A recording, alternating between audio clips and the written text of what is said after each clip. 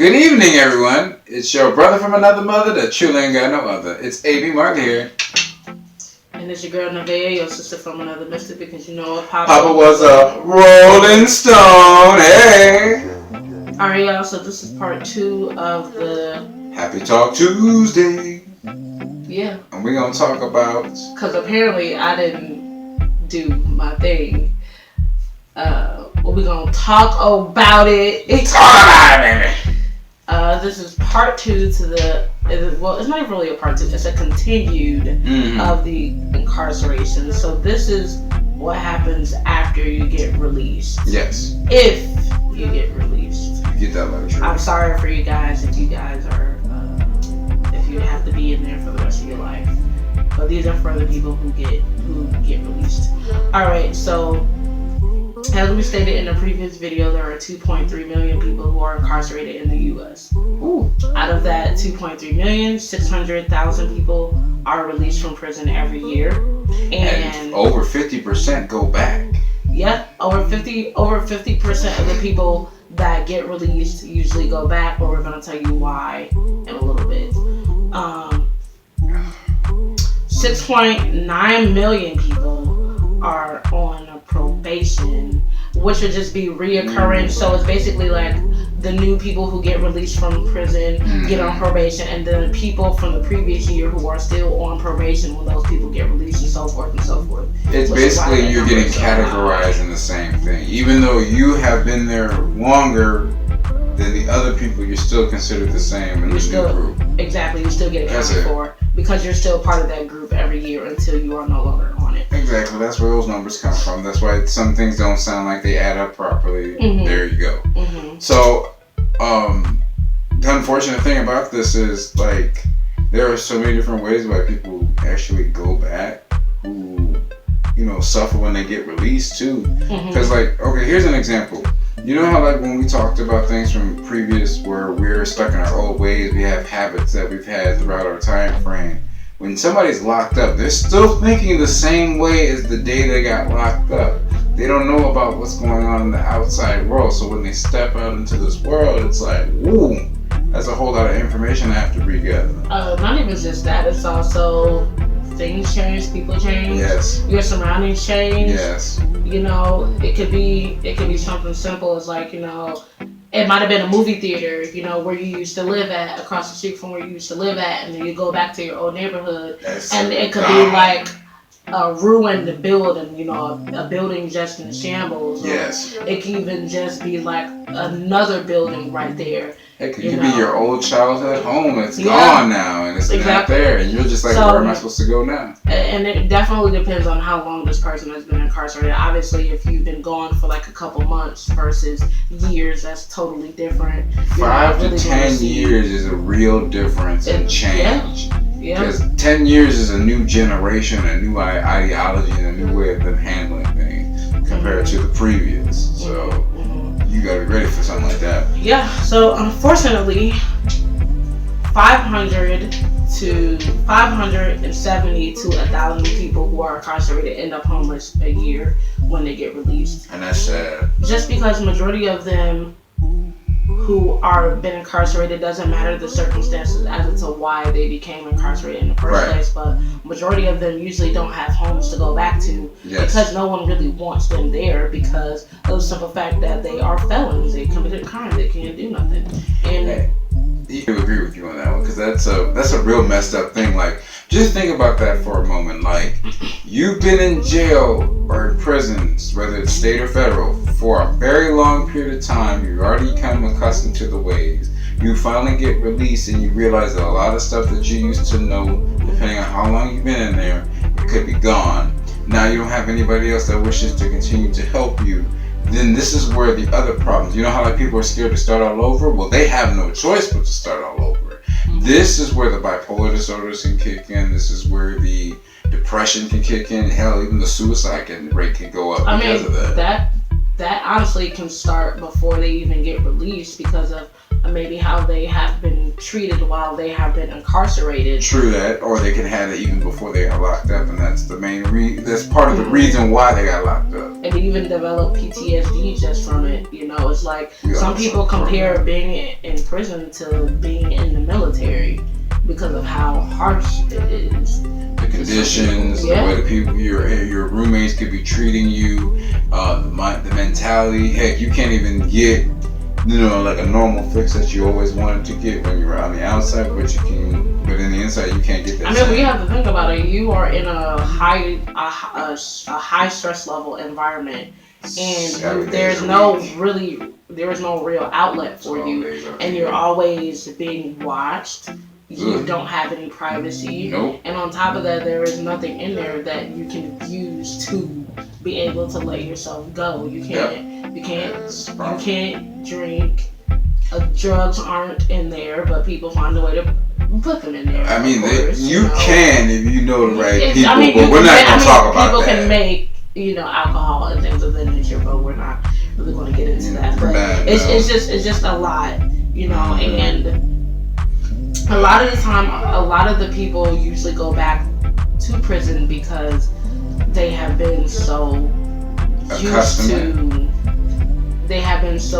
to the life that they have lived in prison that when they get on the outside, it's hard for them to adapt because one, they have to start all over, and two, usually they don't have anywhere to go. Yes. So I'm just gonna commit a crime. At least I know I can lay my head down. Yep. At least I know I can shower. At least I know I'm gonna get food. Things of that nature. At least I know I have a place where I can be at the end of the day. And for some of you guys that don't already know, there's a lot of homeless people that do that anyway. Whether it's by the choice of them individually or by a good Samaritan that knows their current situation. And what I mean by good Samaritan, I mean like a cop that has a warm heart that might just send you to jail just because he knows your conditions. He or she, let me correct that. But so a lot of people usually become repeat offenders, and unfortunately, it's very messed up for people who are ex-convicts because you re-enter society and you try to get your life back or even get a life outside, and it's really hard for you because you can't get a home. Yes. You can't get an apartment because you have a record. You can't really get a job like that depending on the severity of the crime that you committed that landed you in jail. Yep. Whether you committed it or you're just guilty by association. Yep. And that's the thing. Then it's also like people just second guessing if you are even really good for it, but at the same time, and I know people who have probably experienced this, like, okay, I'm trying to re-enter society, I'm trying to get a job, I'm trying to do right. Like, what do I do? How do I get these changes to prove to people that I can really be the employee that you think I can be? And the problem, you were in a bad relationship before, and then you got this new person that also has their own kind of problems, but they're not treating you the same way as the previous relationship, but you choose to treat them the same way as your old relationship, and that causes problems. Now they can't get what they need to be at because you're too busy all up in their business about bullshit that you think is happening, instead of just taking a breath, sitting back, giving them a chance, and see what happens. Exactly. And don't get me wrong, I can understand where people are coming from. I'd rather have somebody here at a job, or I'd rather be with someone that has experience and knows what the fuck they're talking about, so I can feel comfortable with what I'm doing. But the truth of the matter is, you need people. The truth of the matter is, you gotta sacrifice something about you in order for them to even succeed anywhere in life. That's just to go, whether it is a relationship, a job, or an opportunity for anyone to even get into this world. And when they make those mistakes, instead of just yelling, hollering, screaming, and putting them down for the shit, why don't you teach them and show them? If they're the type that doesn't want to learn, then you leave those alone. It's like, I'm not gonna deal with your ass.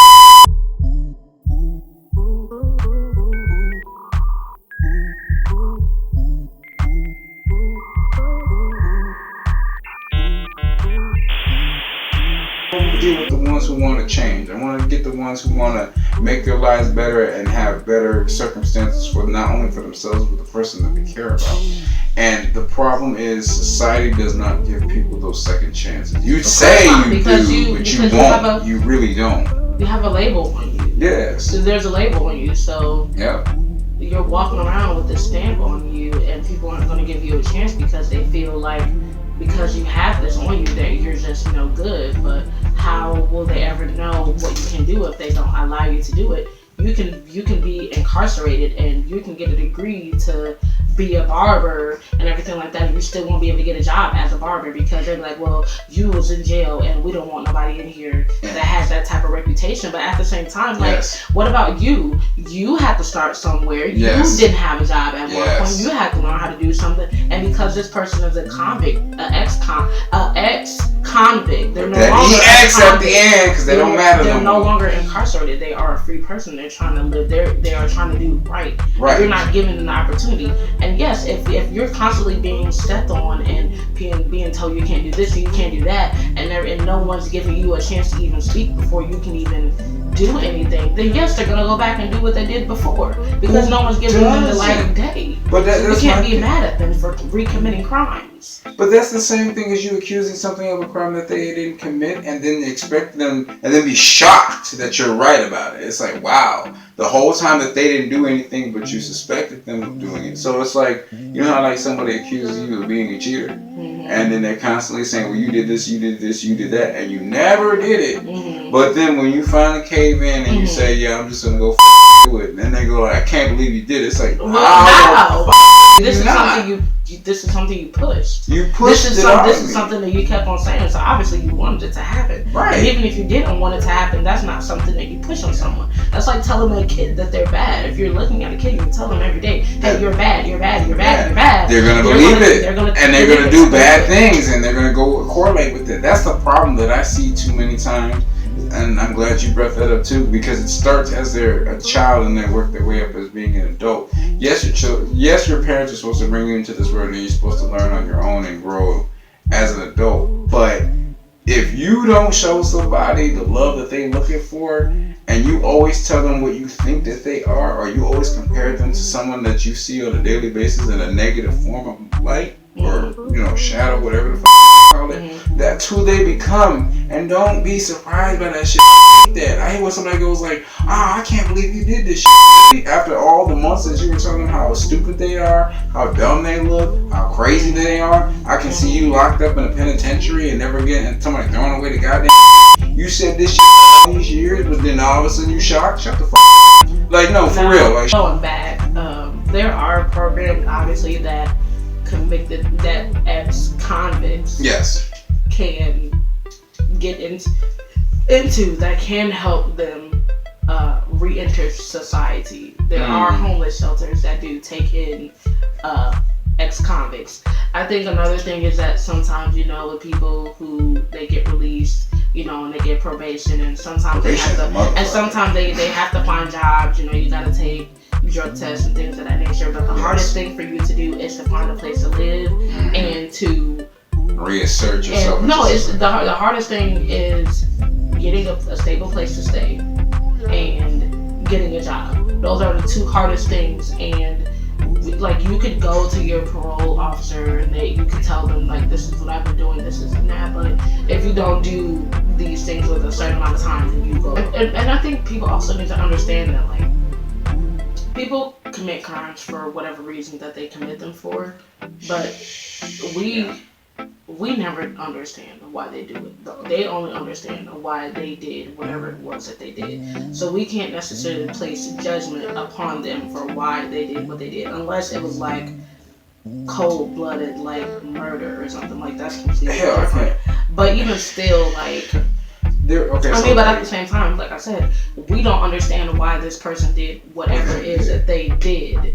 I know they tried to rob a pizza place in my neighborhood at one time. And basically the guy held them up and was like, give me your food, give me your money, blah, blah, blah. And then the employee that was working there was like, why are you doing this? Like, out of the fucking blue, just asked the question.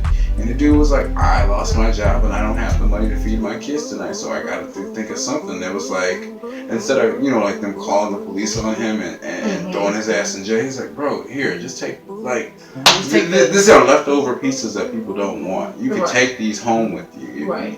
like you see the difference in the character. Exactly. Because it's like because you're trying to understand why this person did whatever it is that they did. Or sometimes, like I said, some people can just be caught in the fire because they're guilty by association. But you truly never know why someone's going through or do whatever it is that they did, because we don't live their life, they don't live ours. Exactly. So the experiences that they have that led up to the point of why they did it will only be really known to them and only them. That's why to a certain points you're supposed to understand, like, do your research on why these people led up to these moments, and so you can. There's no need to go to the point where they become the robber, the killer, the monster that they are. It's just like you need to get to a point where you need to research back to a point where it's like, okay, well, I don't want them to go past teenage years and still have these problems. Well, I mean, like when I say that, it's like when people come back into society, and obviously they're gonna get a background check. Yeah. So whatever it is that you did, they're gonna know that you did that. Yes. And depending on the severity of the crime, they can trace it back to your teen years. But usually, your teenage years usually get sealed, and then it's whatever you commit in your adult record is usually what shows. Which, by the way, depending on the severity of the crime, some people who are ex-convicts, they can get their records expunged, so that way people can't see them, so that way they can try to re-enter society and try to do right or do the proper reform or what's the word I'm looking for? Reform and rehabilitation that they're supposed to get while they're in prison, which is the whole point. That's the whole point of going to prison, is to be reformed and to be rehabilitated. What society tells us, but color folks, we know what the world is really about. Let's be real about that. Like, ain't nobody need to be lying to me. But like I said, but the whole point is that you basically go to prison, you serve your time for whatever you commit, you learn your lesson, and then you're supposed to come back and join society. Right. But it's not as simple as being said. But do you know how I knew somebody who had a past record, and they needed to get expunged and it cost like a decent arm to get that decent arm, not the whole arm. I'd say the whole arm, but the whole arm, but I'm saying decent just because it's just the metaphor I use too often behind closed doors. But yeah, it cost an arm. It was like, but the severity of the crime doesn't fit the narrative, the amount of time that they had to serve for it. You know what I'm saying? I understand. So I was just like the dude. Oh my gosh, I can't think of his name, but there's a guy. He actually committed suicide. So he was in Rikers Island, and basically what happened was he stole a backpack, and they sent him to Rikers Island for him to get his trial, but he never got his trial, and he was in there for 2 years, and he killed himself. Because he never got a sentence, and he was like just going crazy. But at the same time, Rikers Island is like one of the most like notoriously dangerous prisons that there is, and you sentence this boy who was 17 years old to a prison like that. That's another and he didn't even get a trial or anything. Like he didn't get anything. That's another thing that we need to talk about too, and we can do this in like I guess a 4-part. A 4-part video. But one of the things I wish to include on this is when people get locked up, they don't even get a trial within probably like a few months to a year, and so you're literally just sitting in jail. Waiting. Sitting in jail, prison, and then on top of that, like you're sitting when you first come in, you're sitting there. You get like you don't have any money when you come there, so you gotta eat whatever food it is. You know what? This is a whole nother video for the time. Right. We're finna wrap this up, y'all. But I just had to say that, like, we're gonna get that on another part. But I just imagine that you did something and you made a dumbass mistake, and now you're trying to wait for your trial, and that shit could take up to months, even years. And then to even get a trial just to know if you're going to jail for the rest of your life. Sometimes some people, like, you know what? We ain't gonna talk about that. But anyway. We finna get up out of here. Anyways, guys, listen. Sit, think about it. What I really want you guys to do, and we're going to do this later down the road, I want you guys to communicate with us about how do you feel about this information that we've given you up to this point. please take this opportunity to realize that the mistakes that you make can happen. If you end up in jail, prison, whether it's federal or state, it's not too late. Don't step back into your old ways. Try to find new energy to uplift yourself and do the best that you can. And those of you who are supporting them, like, if you're gonna support them, support them. Support them for real. For real. Don't just half-ass it. Let me just add on to that. You may have committed a crime. Yes. Or you may have not, and you just been wrongfully convicted. Do not let that stop you from trying to progress. And I know it's going to be hard. I mean, I don't know from personal experience, but I do understand that it will be hard, and it's a process, and it's going to take time for you to be able to do what you need to do. But do not stop. Do not let the negativity get to you. Do not beat yourself up for what you cannot do. You can only do as much as you are given. You can only do as much as you're given. You can only do as much as you can. Do not let people talk down on you and tell you that you are horrible, that you are this, that you are that. Because at the end of the day, people don't know what you were going through when that stuff happened.